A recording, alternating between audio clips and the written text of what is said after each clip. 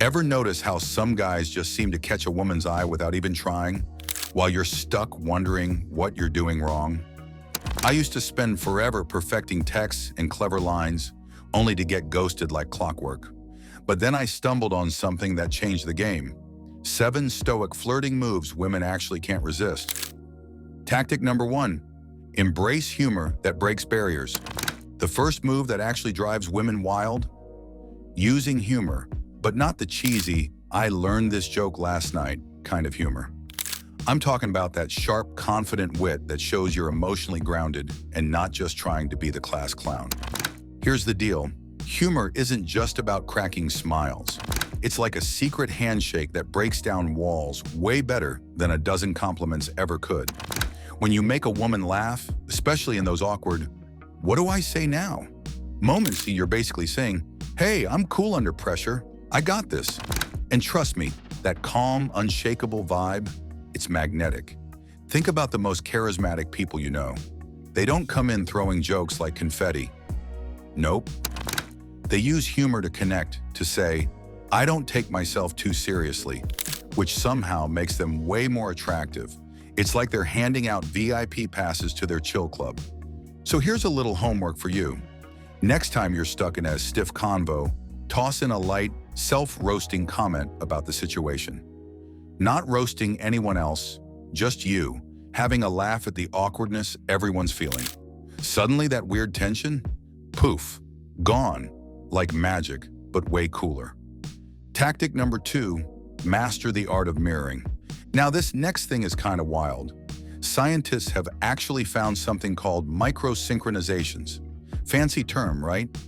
What it really means is that tiny little moves happen between two people when they're genuinely clicking. It's not about copying like a parrot or being creepy, but more like an invisible handshake saying, "Hey, we're on the same wavelength here." I remember the first time I tried this on purpose. I was chatting with a woman at a bookstore. Yeah, super romantic spot, right? She leaned forward to point at a book, and without even thinking, I leaned in too. Suddenly, there was this magnetic pull, this weird but awesome exchange of energy that just brought us closer. It felt like we were synced up without saying a word. The magic of mirroring is all in the subtle stuff. When she leans in, you lean in. She nods, you nod. Tilt your head a little like you're really listening. It's like speaking directly to her subconscious without uttering a single sentence. So next time you're in a conversation, become a low-key body language detective. If she crosses her arms, casually do the same a few seconds later. If she leans back, you chill out too. Just keep it natural. Don't go full robot mode. Trust me, you'll be surprised how fast that silent connection sparks and how much closer you'll feel. Tactic number 3, reverse the rules playfully. Here's something a lot of guys totally mess up. They think they have to be the ones chasing all the time. But honestly, women are way more into guys who flip the script, the kind who make her lean in a little and chase you instead. Sounds like magic, right? I learned this the hard way. I was that guy who'd text back instantly, agree with every little thing she said, basically handing over my power like it was a gift-wrapped present. Then I stumbled on what I call playful resistance.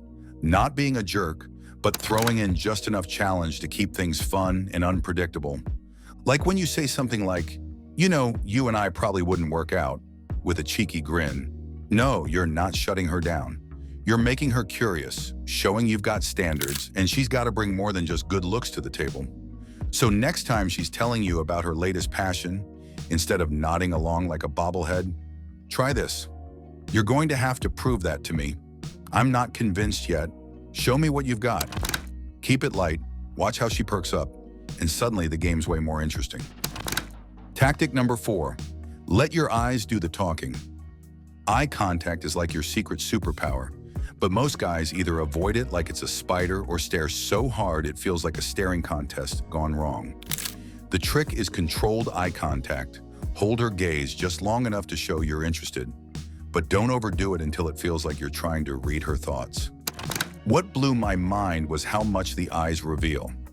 Before you even say a word, she's already picking up on whether you're confident, nervous, genuinely curious, or just kind of winging it. Your eyes basically do all the talking for you. The look, hold, smile, move. You catch her eyes, hold that gaze just a second longer than normal. Flash a subtle smile, then calmly look away. It's like leaving a little mystery hanging in the air. She's left wondering if you're interested, friendly, or just downright intriguing. Try this out in easy spots first. Next time you're ordering coffee or chatting with a cashier, lock in some genuine eye contact, hold it a beat longer, throw in a slight smile, then casually look away. Watch how people start reacting to you differently, almost like you've got this invisible charm turned on. Tactic number 5, master the push-pull dynamic. This tactic is like a little dance. One step forward, one step back, and then back in again, all with a playful vibe. It's called push-pull, and it's basically about mixing moments where you show interest with moments where you pull away just a bit. The emotional roller coaster that creates? Yeah, it's way more addictive than you'd think.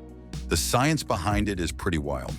When someone's emotions bounce between excitement and a tiny bit of frustration, then back to excitement, their brain releases dopamine. I might say something like, "You're dangerous to my sanity. You're making me so confused I might have to keep my distance." And then flash a smile that says, "Yeah, I'm definitely interested." It's all about mixing tension with relief, challenge with reward. So here's a little challenge for you. Drop a compliment, then playfully push away. Something like, "You're so charming, I might have to stay away for a bit. You're making this way too easy." Keep it light, keep it fun, and for the love of everything, don't get mean about it.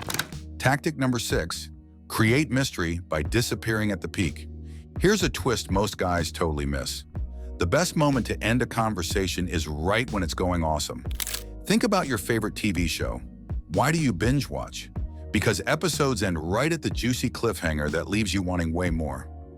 I used to make the rookie mistake of dragging things out until the energy just fizzled. Then I flipped the script. When she's laughing, when the vibe's electric, that's exactly when you pull the plug with something like, "I hate to cut this short, but I gotta run. We'll pick this up soon." Boom, instant intrigue. Why does this work? Because it fires up anticipation. Our brain's dopamine cocktail kicks in, making her eager for what's next. You're not closing the door, you're leaving it cracked open with a little mystery hanging in the air. Try this out by setting a mental timer. After about 10 or 15 minutes of solid connection, find a smooth way to say you need to bounce. Walk away, leaving her wondering when she's going to get that next conversation. It's like ending a song on the perfect note. Pure magic. Tactic number 7, the power of strategic touch. The last tactic might just be the quietest but also the most powerful one. Using touch the right way. Believe it or not, we're wired to read touch with about 83% accuracy, meaning a simple tap or brush can say way more than words ever could. There's this cool thing called the 5 and 15 rule. Aim to touch someone around 5 times in a 15-minute chat. But don't freak out. It's not about being creepy or pushy. Think light touches on the arm when you're making a point, a playful nudge when something's funny, or gently guiding her through a crowd with a touch on the back. Then there's the 3 H's of intimacy: hands, hips, and head. Touching the hand says you're interested. A touch near the hips or lower back shows you care and want to protect. And if you get close enough to touch near the head, that's serious trust and connection right there.